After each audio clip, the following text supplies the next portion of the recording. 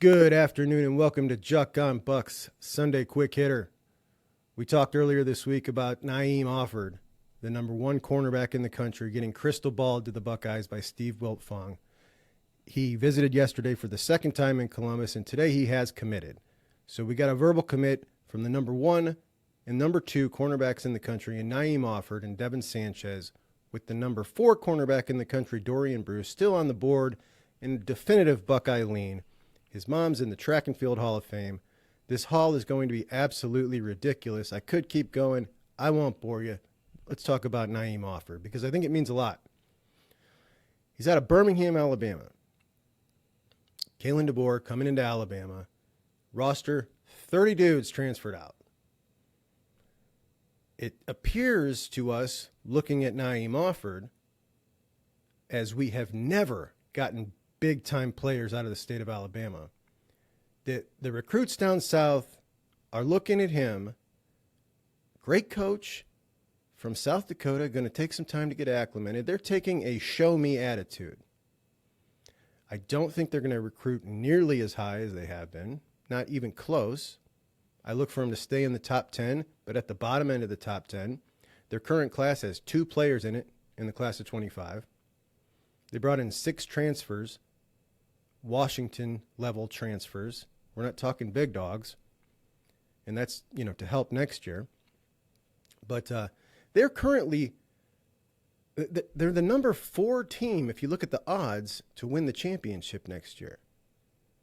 I don't see that at all. I have not seen, they haven't released yet, the over-under total on games won. But as we look at their schedule, if they are the number 4 odds-on favorite to win the championship, that means you're thinking they're going to win 10, 11 games for sure. I don't see it at all. It's a beefy schedule. We're talking Tennessee, Missouri, Georgia, Oklahoma, LSU. I mean, these are big games. They go to Wisconsin. I mean, how great would that be for Luke Fickell and the Badgers if they could upset Kalen DeBoer in his 3rd week on the job up there in Wisconsin? So I think it's a show-me attitude with recruits concerning Alabama. I don't think he has the firepower to show me just yet. So I look for them to dip. And the power vacuum left in Nick Saban's wake by his surprising retirement is not being spread out. I mean, like a lot of teams aren't coming in and a little here and a little there. This is the Buckeyes clearly filling that power vacuum. And what we all thought last year when we talked about maybe the super team era is over, as the transfer portal was divvying up the talent in a way we hadn't seen. And I don't remember the number, but there was way more teams that had gotten a 5-star player than before. And we were thinking, you look at the top 10 last year, there was a lot of teams that looked like they were talented enough to potentially win a national championship. And we saw the 14th ranked team in the blue chip ratio win the national championship. I think that's a massive outlier. The stats say it's a massive outlier.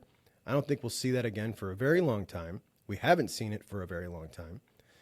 But when we look at the power vacuum left by Nick Saban, the Buckeyes are filling that power vacuum.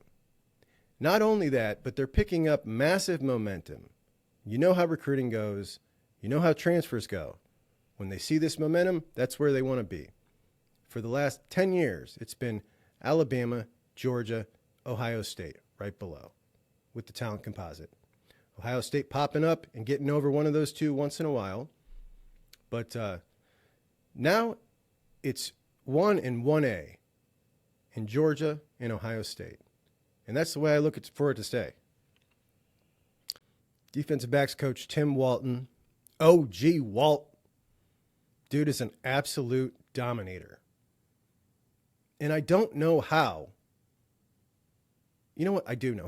Listen, I actually did a video on it. How's he doing it? Let's take a look.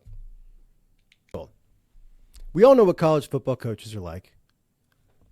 You're getting nationally recruited. You got a bunch of these sloppy, middle-aged dorks coming in your high school. And then one day they tell you the Ohio State coach is coming down to see you. And in walks this dude, O.G. Walt. Or this dude, Mr. Cool, the king of class, Brian Hartline. And they're backing Ohio State with an NIL that now is properly working. No thanks to Gene Smith. Back to that at a later date. It's insanity what's going on right now. And it's really starting to feel, particularly in the defensive backfield, like mid-era Nick Saban, Alabama, where they just were 4 deep every season with first-round draft picks in the defensive backfield. It's starting to feel that way, guys. It really is. And the rest of the country is taking notice, and they're getting scared because you're hearing all the accusations. So there we go. O.G. Walt, our man, the guy's obviously killing it on an incredible run, and he's absolutely perfect as a recruiter, former player, former NFL coach from Columbus, Georgia, a place where, there's a lot of talent, and he's absolutely destroying it on the trail. So, in other news, when we talk about Boston College, Jeff Hafley just left. So, what do we do when a school loses their coach? Well, we take a peek at the roster because the transfer portal has afforded us the opportunity to do so. And while Ryan Day was slow to come around on it, he's always gone after positions of need in the portal. We have a position of need at left tackle. Enter Ozzie Trapilo, 6'8", 315 left tackle from Boston College. Second team All-ACC, just finished his sophomore year. Sounds to me like a perfect marriage. He has no reason to stay at Boston College. His coach is gone. And I would look for the Buckeyes to be poking around there as offensive line coach Justin Fry, I hate this new trend, but I'm going to say it, has followed him on socials, okay? Get this thing now where everybody looks and sees, who's following who and tries to use that as a predictive measure for what somebody is going to do. But the players and coaches who are involved in this kind of stuff have now kind of noticed that everybody's doing that, and I think they're throwing people off. Not that Justin Fry would do that, but I think a couple of the players during that transfer portal era were messing with some of these people by throwing out some smoke screens. But, wow, what a great fit that would be. And, the way things have been going, would we be surprised at all if, that happens? No, we wouldn't be surprised because that's what we got going on right now. The NIL is cooking, finally. No thanks to Gene Smith, who for 2 years buried his head in the sand, gave nobody any advice on this because he wanted to make sure that boosters did not divert their money from his bloated 36-sport athletic department to NIL. That's the facts. We can do a deep dive into that anytime. I'm very in tune. I have been for a long time. I rep the 1870 Society all day, run by a fantastic organization of people. And, hey, donate to the foundation, donate to whoever you want to. But here's what we can't do. We can't sit around and watch schools that can't compete with us in any other way, like the Miamis and Texas A&Ms of the world, destroy us in NIL. And thankfully, enough folks have gotten that memo, and now we're not going to take it anymore. So, talking further about NIL, the rest of the country doesn't really care about the Miamis or Texas A&Ms. They laugh. They laugh at them.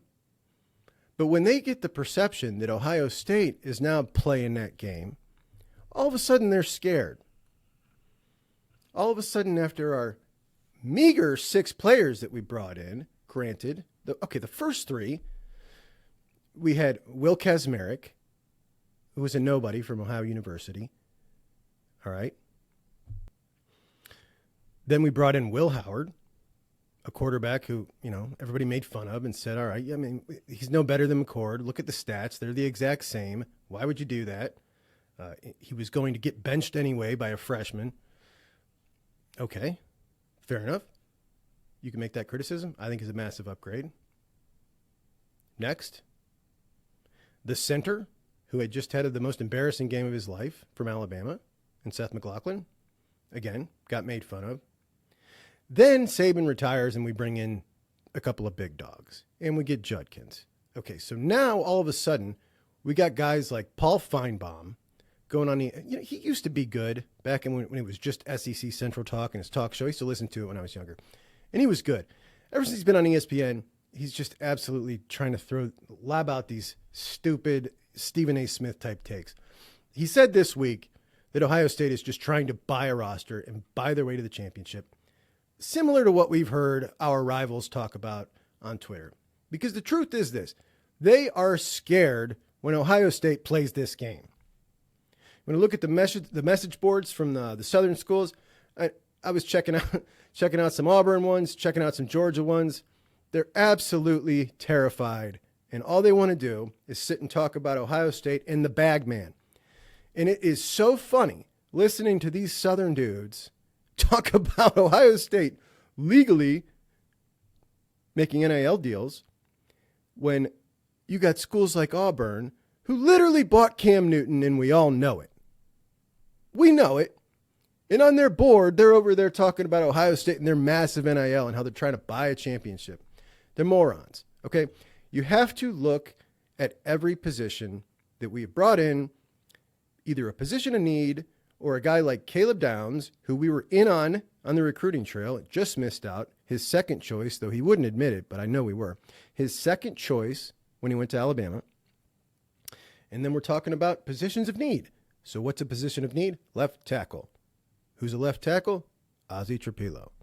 Where's he from? Boston College, who just lost their head coach, and our lineman coach just followed him. All the dots connect. Let's bring him in. Bring in Ozzie. And as we talk further about NIL, not only have they not been trying to just buy players and were accused of paying all the seniors NFL-type money to come back, they've actually been doing this right all along with trying to facilitate deals for the players from local businesses, which is what this was supposed to be about. You scroll through and you look at all the deals that have been facilitated, and this week, 1870 put out a deal for JTT Immobilau for dandruff shampoo. I mean, how ridiculous is that? But they made it happen.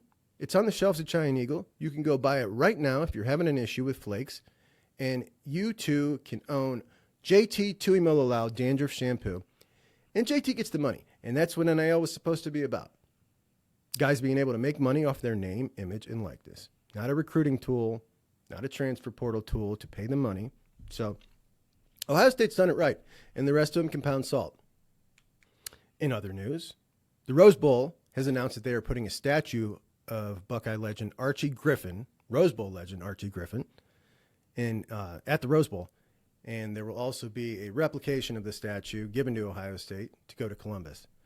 This is an amazing honor for an amazing man who wasn't just an amazing player. I think he played in 4 Rose Bowls, the only 2-time Heisman Trophy winner. And we learned that as kids just as early as we learn red good, blue bad. But also one of the most amazing men and ambassadors for the Buckeyes that there is. He is so beloved that I've never seen anybody say a bad thing about him or talk nasty about him or be rude to him, except for one time, and you all remember it, when the Big Ten Championship, Connor Cook wouldn't shake his hand when he handed him the trophy after the Spartans beat the Buckeyes. That's the only time. And that's the only dude that I have ever despised that comes from my city. I'm from Summit County. That dude went to Walsh Jesuit. And I always root for players from this country, from this county that go on, and from the whole state really, that go on and play in other Big Ten schools. And remember when D'Antonio was up there at Michigan State, half their roster was from the Buckeye State. And they were my second favorite team in the Big Ten. I think that's awesome. I always root for him. That idiot from Walsh Jesuit, when he totally disrespected Archie Griffin, when he went to hand him the trophy and wouldn't shake his hand. Total jackass. Typical of a kid from Walsh, except for one, that's Mike Vrabel. I was a ball boy for Mike Vrabel's teams for 2 years when I was in 7th and 8th grade. And he was at Walsh under Jerry Ridden. and he was the scariest dude I've ever been around in my life. I mean, the dude's always been like that. The vibe you get from him when you see him in the press conference, berating the reporter, the dude was like that when he was 16 and 17. The biggest, scariest, he was like Superman on the field, but absolute scariest dude I've ever been around. But funny when he would talk. But Walsh Jesuit, my rival, Connor Cook, a total jackass. He can pound salt. Archie Griffin, statue out front of the Rose Bowl, which he deserves, and we'll get one in Columbus. We don't know where it's going to go yet. But if it goes anywhere near the stadium, can we get one at Chick Harley? I mean, it is the house that Harley built. In fact, Ohio State is such a gorgeous stadium and such a cathedral. I think they should put, I don't know, maybe 4 around there. I think it would be a great look. Maybe something to talk about. And maybe it will be talked about when the statue from Archie comes, because you really can't put Archie there if you're not going to put a statue of Chick Harley there. And if you don't know Chick Harley, any of the younger folks who are watching over on TikTok, look up Chick Harley. Ohio State football is not Ohio State football that we know today without Chick Harley. The more I hear Will Howard talk, the more I really love this dude. And I am just bewildered that Kansas State, a program who I have a tremendous amount of respect for and always have, back to the Bill Snyder days, who I think he's one of the coaches that I respected the most in my entire life, really. What he was able to do and build Kansas State into. A school that by, all measures should be absolutely terrible. There are no recruits there. They don't have a name-branded recruit. They don't have money. They have a kind of subpar stadium. Manhattan, Kansas. I mean, they're the little brother in basketball with the blue blood in the Jayhawks in state. I mean, they're absolutely a nothing school and should suck.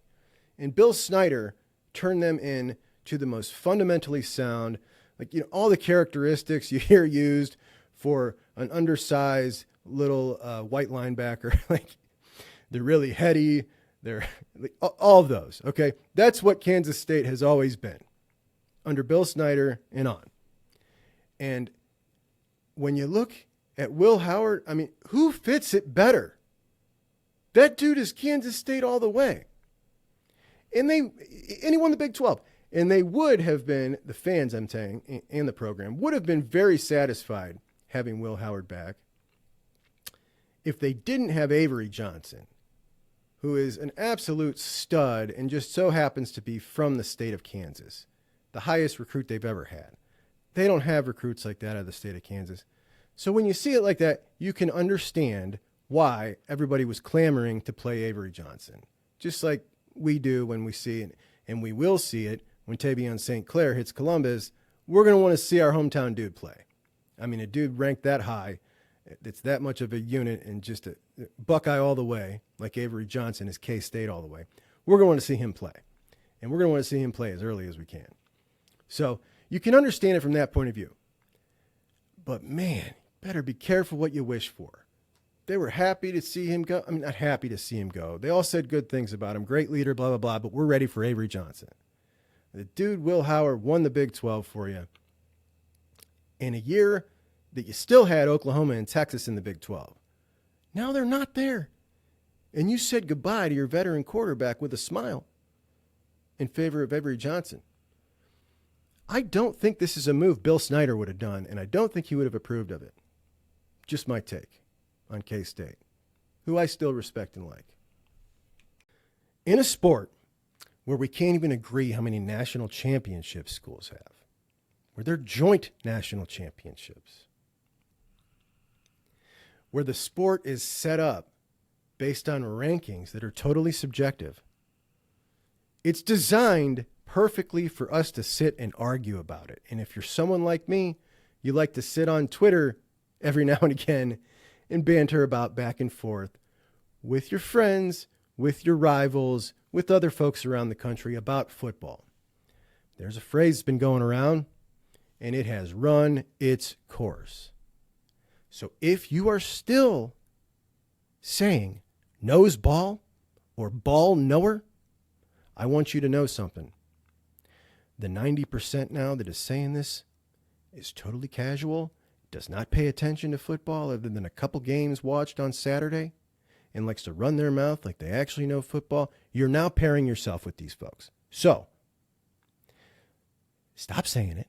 Let it be theirs, and it'll be the bat signal to the rest of us who actually do pay attention and do know football, that when someone says I'm a ball knower or knows ball, we all know just stay away and keep on scrolling, because this guy is an absolute jackass and a moron.